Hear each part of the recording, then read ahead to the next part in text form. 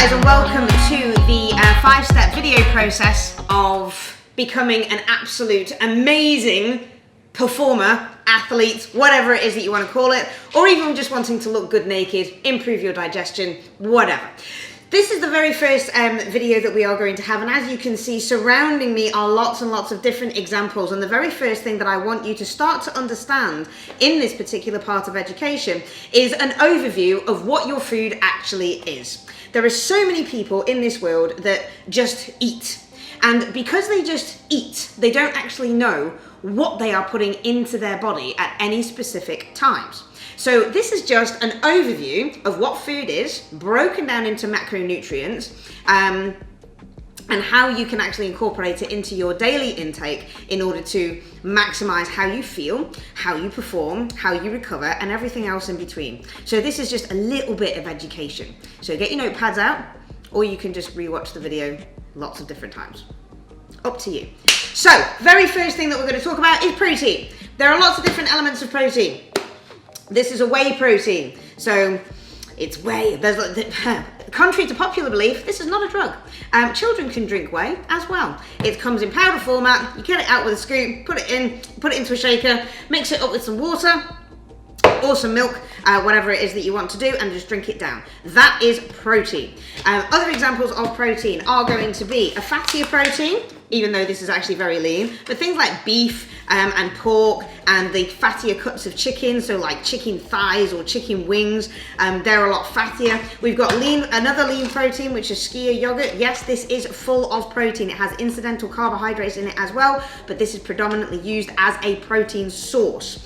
Unlike nuts. Nuts are not a protein source, my good people. They really are not. Same with nut butters, which I do not have to hand. However, a nut butter is not to be used as a protein source. This is a fat source. So you do see a lot of people who are vegetarian or vegans, and they will use nuts and seeds as protein sources when they are not. They are predominantly fat sources.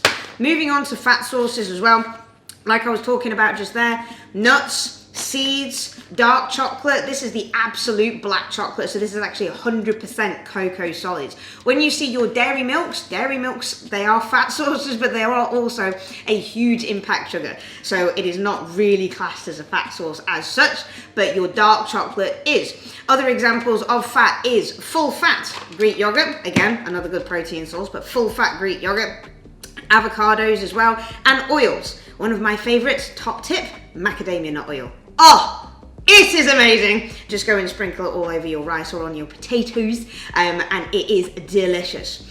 Moving on to carbohydrates. I was just explaining about rice and potatoes. These are forms of carbohydrates, also known as your body's preferred source of energy and fuel. Carbohydrates are yummy. Do not fear them.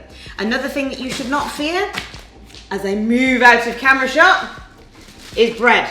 Bread is not the enemy. Bread is fun. And as long as you can tolerate it and digest it well, bread is going to be a really, really good source of carbohydrates. Same things in terms of bread. You can include bagels. The cinnamon raisin bagels are also very, very good for you because, again, taste nice.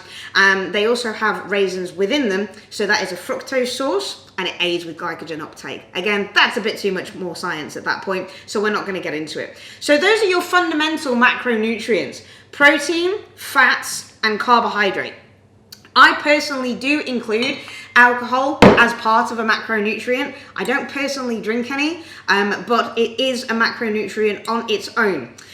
So do not think that this is a carb or a fat source, regardless of what kind of alcohol you are having. It is a separate macronutrient. We're not going to delve too much into alcohol because realistically, it's not that great for performance, and this is all about acknowledging your performance and how to get yourself stronger, fitter, faster, more powerful. So that is about the overview of what you need to learn about macronutrient. Now, you have now got a task ahead of you. Yes, you didn't think that you were signing up for homework, did you? But you are going to do some homework. I would like you to take the examples from the macronutrient cheat sheet that you can download with this particular video, and I want you to make up a plate of whatever it is that you would normally have.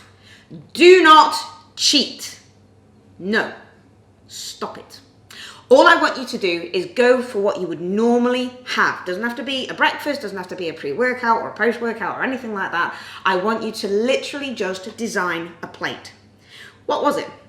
Then break it down and answer the questions on the bottom of the PDF. Again, don't cheat, don't lie, because all you're doing is lying to yourself.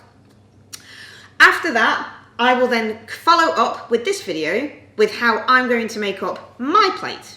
And you can see what I've done in certain stages on the back of the PDF and see what I've done in order to enhance my performance, specific reasons as to why, and where you might have thought about something else or a different element. So that's the end of the first video. I hope that you have taken away all of the education that you need. I will see you in part 2.